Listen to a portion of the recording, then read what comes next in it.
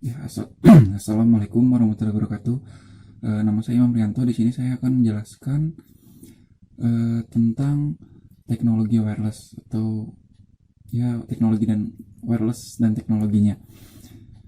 Nah, jadi sebenarnya itu wireless adalah sebuah teknologi di mana eh, pengiriman tanpa kabel, seperti namanya wireless ya, tanpa kabel. Jadi yang pertama itu ada contoh wireless. Nah, salah satu contoh wireless itu handphone genggam atau telepon seluler. Lalu ada sistem satelit, ada LAN atau sering disebut dengan 802.11, dan juga suka disebut dengan contohnya itu Bluetooth. Lalu ada WAP. Nah, pada wireless ini terdapat spektrum dari komunikasi. Nah, contohnya itu ada VLF, ada LF, ada MF, ada HF, ada VHF, ada SHF, dan ada EHF. Nah, VLF itu merupakan very low frequency, LF itu low frequency, dan MF itu medium frequency.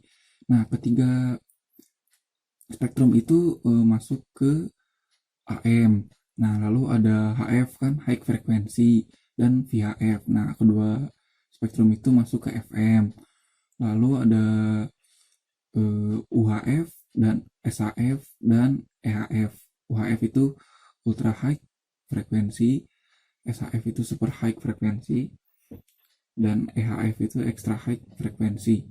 Nah, ketiga itu masuk ke radar, untuk radar. Nah, biasanya untuk radar itu menggunakan sinyal mikro yang satuannya itu gigahertz. Nah, pada spektrum ini semakin tinggi frekuensinya maka semakin dekat jarak jarak cakupannya atau jangkauannya, seperti VLF, LF atau MF. Nah, jarak cakupannya itu jauh tetapi frekuensinya itu sangat rendah. Nah, berbanding terbalik dengan VHF, SHF atau EHF untuk radar, frekuensinya itu sangat tinggi, sangat cepat, tetapi jarak jangkauannya itu dekat. Nah, selanjutnya saya akan menjelaskan tentang wireless telepon. Pada wireless telepon terdapat dua proses transmitter, yaitu uplink dan downlink. Nah, proses uplink dan downlink itu merupakan sebuah proses pengiriman sinyalnya ya. Nah, uplink itu seperti dari user atau pengguna ke tower stasiun atau stasiun base-nya ya. Nah, lalu downlink itu sebaliknya dari tower ke penggunanya. Cara kerja dari eh, seluler wireless ini yaitu pertamanya dari operator lalu menuju ke mobile control equipment, lalu dilanjutkan ke base station. Nah, itu yang menggunakan kabel, sedangkan untuk yang menggunakan wireless dari operator langsung ke network interface equipment lalu ke PSTN. Nah, lalu setelah itu ada sistem komunikasi. Sistem komunikasi itu menggunakan konfigurasi sel. Nah, pada konfigurasi sel itu terdapat 7 sel. Nah, bentuknya itu seperti heksagon. Dalam heksagon itu berbentuk terdapat 7 buah sel. Nah, sel yang pertama itu berada di tengah, yang artinya sel pertama itu merupakan sebuah tower pengirim. Lalu sel 2 sisanya 2 sampai sel 7 merupakan sel tower penerima.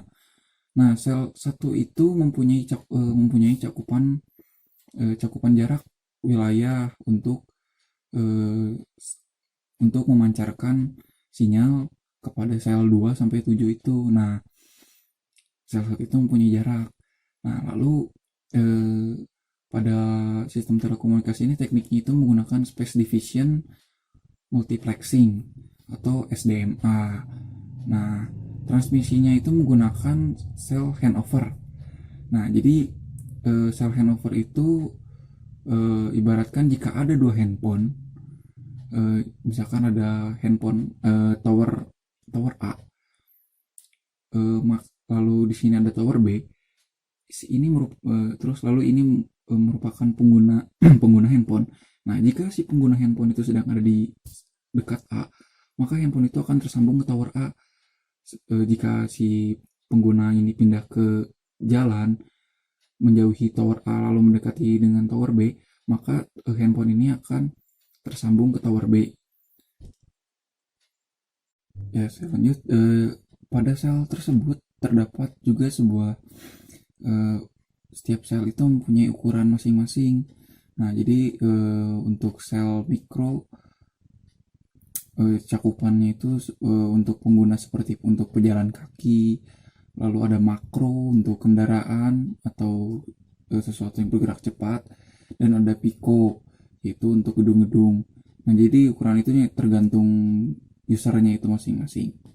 Nah, pada komunikasi seluler ini menggunakan multiple access. Nah, multiple access ini dibagi menjadi 3, yaitu ada FDMA atau disebut dengan Frequency Division Multiple Access, ada TDMA yaitu Time Division Multiple Access, dan CDMA yaitu Code Division Multiple Access. Nah, yang pertama itu FDMA.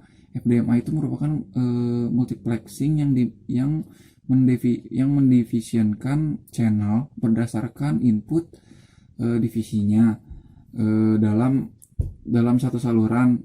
Jadi dalam satu saluran itu mendivisikan frekuensi yang berbeda.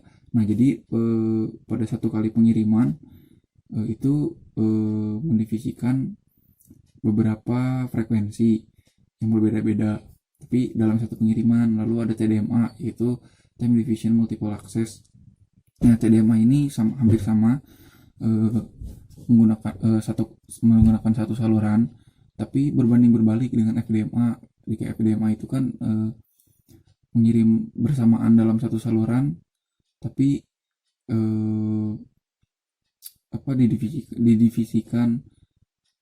Nah, kalau TDMA ini mengirimkan secara berdasarkan waktu tertentu. Nah, lalu ada juga penggabungan dari CDMA dan TDMA. Contohnya itu GSM. Nah, GSM itu ya high levelnya lagi dari FDMA dan TDMA. Nah, lalu ada CDMA. Nah, CDMA ini bekerja secara ortogonal. Nah, jadi cara kerjanya itu informasinya yang masuk itu akan dikodekan. Nah, CDMA ini hanya bisa digunakan pada komunikasi digital. Nah, ini berhubungan dengan kode-kode kalau CDMA ini. Nah, lalu pada jenis-jenis komunikasi. Nah, pada komunikasi juga ada jenis-jenisnya. Yang pertama itu SMS. Nah, SMS itu bermacam-macam juga. Pada GSM itu pada WSM bitrate-nya itu 160 bit byte maksudnya. Nah, itu dua arah, jadi ada pengirim ada penerima. Dua pengirim dan penerima ini juga bisa berbalikan, yang satu yang asalnya menerima bisa mengirim, yang mengirim jadi bisa menerima. Lalu ada TDMA atau PDC. Nah, itu juga sama 160 byte. CDMA juga, kalau CDMA 256 byte, dan ada IDEN 140 byte. Nah, lalu ada SMS banking, lalu ada satelit atau ya radar ya, untuk radar. Nah, pada satelit ini atau radar ini jarak cakupannya itu diklasifikasikan dengan tinggi bumi atau letak geografisnya ya. Nah, ada 3, itu dibagi 3, ada LEO, ada MEO, dan GEO. LEO itu merupakan low, nah, jaraknya itu 400 mil. Lalu ada MEO, medium, dan GEO. GEO itu paling tinggi, itu jaraknya 22.300 mil. Nah, contoh dari penggunaan wireless satelit ini yaitu ada GPS. Nah, GPS ini menggunakan 24 satelit yang mengorbit di bumi. Nah, orbitnya itu ada 6 jalur. Nah, itu tuh semua sudah disetting agar tidak saling bertabrakan saat mengitari bumi, saat mengorbit bumi. Lalu ada GPS trilateration. Nah, GPS trilateration ini digunakan untuk pendeteksian posisi seperti posisi mobil, posisi pesawat, atau posisi kapal laut. Nah, Ini tuh menggunakan satelit LEO atau low, yang low. Lalu ada AVL atau Automatic Vehicle Location. AVL ini digunakan untuk tracking kendaraan, untuk mendeteksi bagasi, robot, dan asuransi juga bisa. Lalu ada selanjutnya saya akan menjelaskan tentang WLAN atau wireless local area network. Nah, ini WLAN ini seperti WiFi.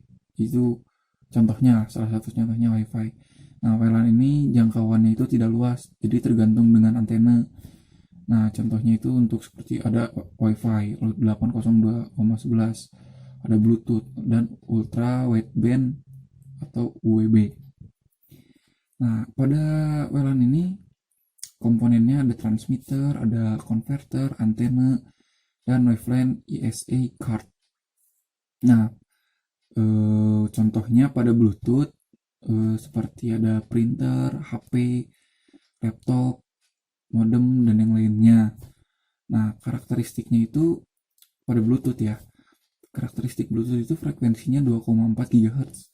Nah, jaraknya itu 10 meter sampai 100 meter. Nah, jika melebihi itu maka akan hilang jangkauannya atau sinyalnya akan hilang. Lalu menggunakan karakteristiknya yang lain itu menggunakan frekuensi hop. Nah, bandwidthnya 1 sampai 2 MB per second. Nah, lalu ada juga Bluetooth Pioneer. Bluetooth Pioneer ini jangkauannya kecil. Lalu ada Bluetooth Scatternet.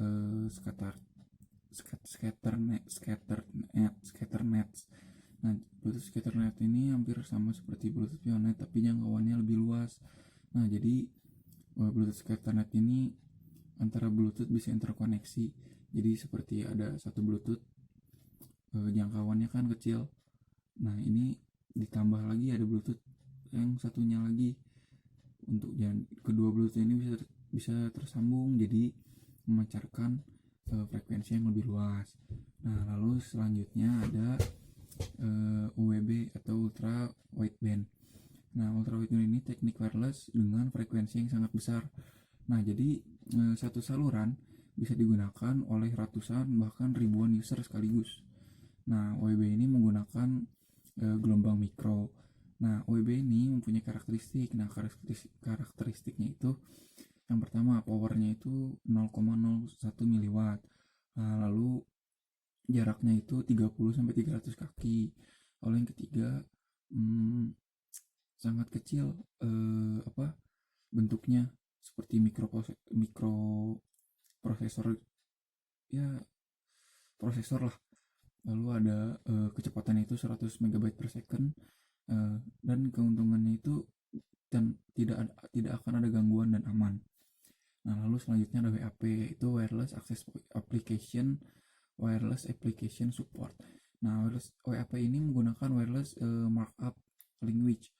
Nah, contohnya itu seperti SIM card. Nah, jadi cara kerjanya itu kan HP yang ada SIM cardnya mengirim sinyal ke tower, lalu tower mengirim menjadi mobile network. Nah, dari mobile network itu dilanjutkan ke gateway. Nah, dari gateway dilanjutkan menjadi internet. Nah, setelah dari internet itu lalu disambungkan lagi ke web control server. Nah, jadi kan ada banyak servernya tuh. Nah, dari server baru langsung disambungkan lagi ke database.